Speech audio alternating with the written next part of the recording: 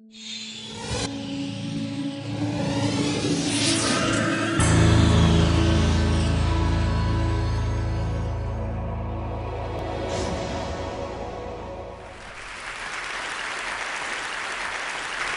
is me. My name is Ben Sanders. I specialise in dragging heavy things around cold places. On May the 11th last year, I stood alone at the North Geographic Pole. I was the only human being in an area 1.5 times the size of America, 5,500 square miles. More than 2,000 people have climbed Everest. 12 people have stood on the moon.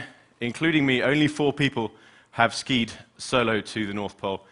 And I think the reason for that... Thank you. I think the reason for that is that it's as Chris said, bonkers. It's a journey that is right at the limit of human capability. I skied the equivalent of 31 marathons back-to-back, 800 miles in 10 weeks, and I was dragging all the food I needed, the supplies, the equipment, sleeping bag, 1 change of underwear, everything I needed for nearly 3 months. What I'm going to try and do today, in the 16 and a bit minutes I've got left, is try and answer 3 questions. The first one is, why? The second one is, how do you go to the loo at -40? Ben, I've read somewhere that at -40, exposed skin becomes frostbitten in less than a minute. So how do you answer call of nature? I'm not going to ask these now. I'll come on to them at the end. Third one, how do you top that? What's next? It all started back in 2001. My first expedition was with a guy called Penn Haddo, enormously experienced chap. This was like my polar apprenticeship. We were trying to ski from this group of islands up here, Seven Isles Zemlya, to the North Pole. And the thing that fascinates me about the North Pole, geographic North Pole, is that it's slap bang in the middle of the sea. This is about as good as maps get. And to reach it, you've got to ski literally over the frozen crust, the floating skin of ice on the Arctic Ocean. I'd spoken to all the experts, I'd read lots of books, I studied maps and charts, but I realized on the morning of day 1 that I had no idea exactly what I'd let myself in for. I was 23 years old, no one my age had attempted anything like this, and pretty quickly, almost everything that could have gone wrong did go wrong. We were attacked by a polar bear on day 2. I had frostbite in my left big toe. We started running very low on food. We were both pretty hungry, losing lots of weight. Some very unusual weather conditions, very difficult ice conditions. We had decidedly low-tech communications. We couldn't afford a satellite phone, so we had HF radio. You can see 2 ski poles sticking out of the roof of the tent. There's a wire dangling down either side. That was our HF radio antenna. We had less than 2 hours two-way communication with the outside world in 2 months. Ultimately, we ran out of time. We'd skied 400 miles. We were just over 200 miles left to go to the pole, and we'd run out of time. We were too late into the summer. The ice was starting to melt. We spoke to the Russian helicopter pilots on the radio, and they said, look, boys, you've run out of time. We've got to pick you up. And I felt that I had failed. Wholeheartedly, I was a failure. The one goal, the one dream I'd had for as long as I can remember, I hadn't even come close. And skiing along that first trip, I had 2 imaginary video clips that I'd replay over and over again in my mind when the going got tough, just to keep my motivation going. The first one was reaching the pole itself. I could see vividly, I suppose, being filmed out of the door of a helicopter. There was kind of rock music playing in the background. I had a ski pole with a Union Jack, flying in the wind. I could see myself sticking that flag in the pole, glorious moment. The music kind of reached a crescendo. The second video clip that I imagined was getting back to Heathrow Airport, and I could see, again, vividly, the camera flashbulbs going off, the paparazzi, the autograph hunters, the book agents coming to sign me up for a deal. And, of course, neither of these things happened. We didn't get to the pole, and we didn't have any money to pay anyone to do the PR, so no one had heard of this expedition. And I got back to Heathrow. My mum was there, my brother was there, my granddad was there, had a little Union Jack, and that was about it. I went back to live with my mum. I was physically exhausted, mentally absolute wreck, convinced I was a failure, in a huge amount of debt personally to this expedition, and lying on my mum's sofa day in, day out watching daytime TV. My brother sent me a text message, an SMS. It was a quote from The Simpsons. It said, you tried your hardest and failed miserably. The lesson is, don't even try. Fast forward 3 years, I did eventually get off the sofa and start planning another expedition. This time I wanted to go right across, on my own this time, from Russia at the top of the map to the North Pole, where the sort of kink in the middle is, and then on to Canada. No one has made a complete crossing of the Arctic Ocean on their own. Two Norwegians did it as a team in 2000. No one's done it solo. Very famous, very accomplished Italian mountaineer, Reinhold Messner, tried it in 1995, and he was rescued after a week. He described this expedition as 10 times as dangerous as Everest. So for some reason, this was what I wanted to have a crack at. But I knew that even to stand a chance of getting home in one piece, let alone making it across to Canada, I had to take a radical approach. This meant everything from perfecting the sawn-off sub-2 gram toothbrush to working with one of the world's leading nutritionists in developing a completely new, revolutionary nutritional strategy from scratch, 6,000 calories a day. And the expedition started in February last year. Big support team. We had a film crew, a couple of logistics people with us, my girlfriend, photographer. First bit was pretty sensible. We flew British Airways to Moscow. The next bit in Siberia to Krasnoyarsk was on a Russian internal airline called Crash Air, spelled K-R-A-S. The next bit, we'd chartered a pretty elderly Russian plane to fly us up to a town called Katanga, which was the sort of last bit of civilization. Our cameraman, who it turned out was a pretty nervous flyer at the best of times, I actually asked the pilot before we got on the plane how long this flight would take, and the pilot, Russian pilot, completely deadpan, replied, 6 hours if we live.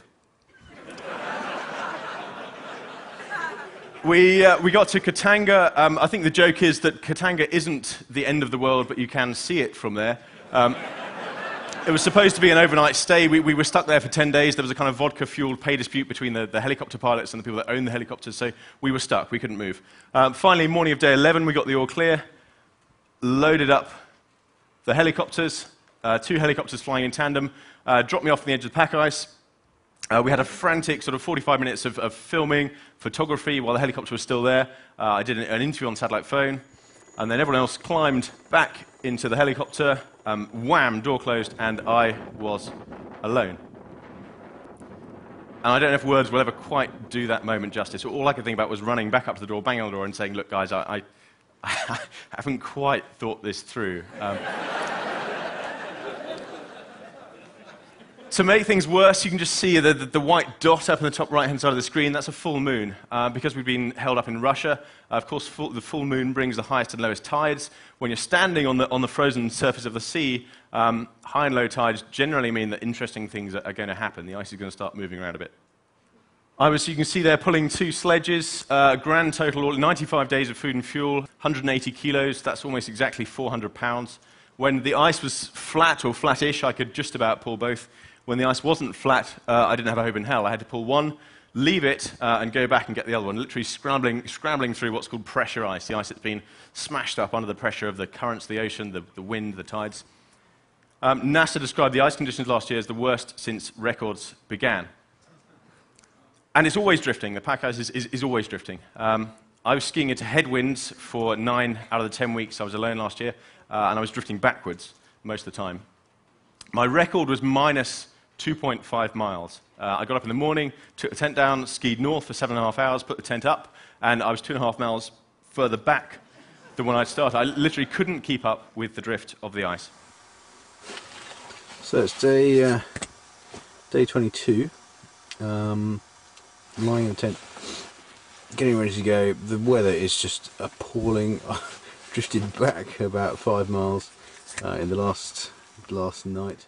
Later in the expedition, the problem was no longer the ice, it was a lack of ice, open water. I knew this was happening, I knew the Arctic was warming, I knew there's more open water, and I had a secret weapon up my sleeve. This was my little bit of biomimicry. Polar bears on the Arctic Ocean move in dead straight lines. If they come to water, they'll climb in, swim across it. So we had a dry suit developed. I worked with a team in Norway, based on a sort of survival suit, I suppose, that helicopter pilots would wear, that I could climb into. It would go on over my boots, over my mittens. It would pull up around my face and seal pretty tightly around my face. And this meant I could ski over very thin ice, and if I fell through, it wasn't the end of the world.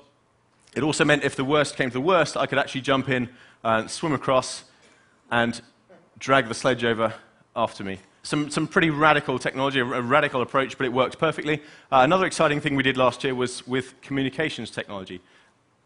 In 1912, Shackleton's endurance expedition, there was one of his crew, a guy called Thomas Ord-Lees. He said, the explorers of 2012, if there is anything left to explore, will no doubt carry pocket wireless telephones fitted with wireless telescopes. Ord-Lees guessed wrong by about 8 years. This was my pocket wireless telephone, Iridium satellite phone. The wireless telescope was a digital camera I had tucked in my pocket, and every single day of the 72 days I was alone in the ice, I was blogging live from my tent, sending back a little diary piece, sending back information on the distance I'd covered, the ice conditions, the temperature, and daily photo. Remember, 2001, we had less than 2 hours radio contact with the outside world. Last year, blogging live from an expedition that's been described as 10 times as dangerous as Everest. It wasn't all high-tech. This is navigating in what's called a whiteout, when you get lots of mist, low cloud, the wind starts blowing the snow up. You can't see an awful lot. You can just see there's a yellow ribbon tied to one of my ski poles. I'd navigate using the direction of the wind, so kind of weird combination of high-tech and low-tech. I got to the pole on the 11th of May. It took me 68 days to get there from Russia, and there is nothing there. There isn't even a pole at the pole. There's nothing there. Purely because it's sea ice, it's drifting. Stick a flag there, leave it there. Pretty soon it'll drift off, usually towards Canada and Greenland. I knew this, but I was expecting something. A strange mixture of feelings. It was extremely warm by this stage, a lot of open water around, and of course elated that I got there under my own steam, but starting to really realize that my chances of making it all the way across to Canada, which was still 400 miles away, were slim at best. The only proof I've got that I was there is a blurry photo of my GPS, the little satellite navigation gadget. You can just see there's a 9 and a string of zeros here, 90 degrees north. That is slap bang on the North Pole.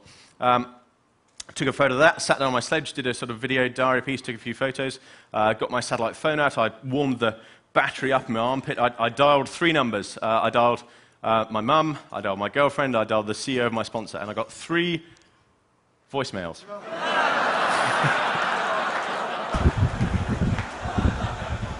90.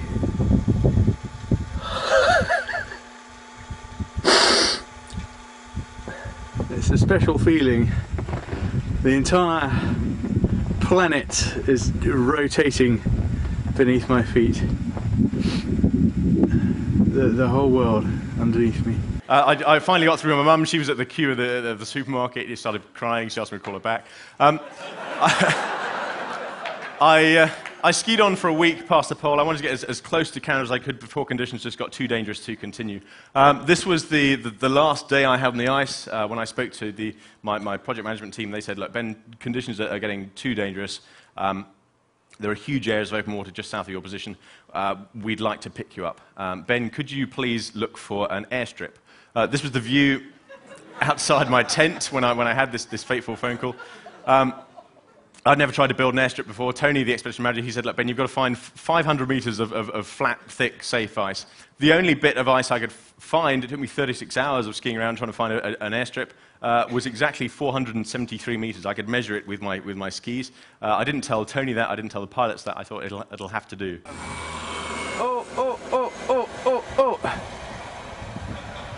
It just about worked, a pretty dramatic landing. The plane actually passed over 4 times, and I was a bit worried it wasn't going to land at all. The pilot I knew was called Troy. I was expecting someone called Troy that did this for a living to be a pretty tough kind of guy. I was bawling my eyes out by the time the plane landed, pretty emotional moment. So I thought, I've got to compose myself for Troy. I'm supposed to be the roughy-tufty explorer type. The plane taxied up to where I was standing, the door opened, this guy jumped out. He's about that tall. He said, hi, my name's Troy. The co-pilot was a lady called Monica. She was sat there in a sort of hand-knitted jumper. They were the least macho people I've ever met, but they made my day. Troy was smoking a cigarette on the ice. We took a few photos. He climbed up the ladder. He said, just get in the back. He threw his cigarette out as he got in the front. I climbed in the back. Taxied up and down the runway a few times just to flatten it out a bit. And he said, right, I'm gonna give it a go. And he... I've now learned that this is standard practice, but it had me worried at the time. He put his hand on the throttle. You can see the control for the engines is actually on the roof of the cockpit. It's that little bar there. He put his hand on the throttle. Monica very gently put her hand sort of on top of his. I thought, God, here we go. This is all or nothing. Rammed it forwards, bounced down the runway, just took off. One of the skis just clipped a pressure ridge at the end of the runway, banking. I could see into the cockpit, Troy battling the controls. And he just took one hand off, reached back, flicked a switch on the roof of the cockpit, and it was the fastened seatbelt sign you can see on the wall. And only from the air did I see the big picture. Of course, when you're on the ice, you only ever see one obstacle at a time, whether it's a pressure ridge, whether it's a bit of water. This is probably why I didn't get into trouble about the length of my airstrip. It really was starting to break up. Why? I'm not an explorer in the traditional sense. I'm not skiing along drawing maps. Everyone knows where the North Pole is. At the South Pole, there's a big scientific base, there's an airstrip, there's a cafe, and there's a tourist shop.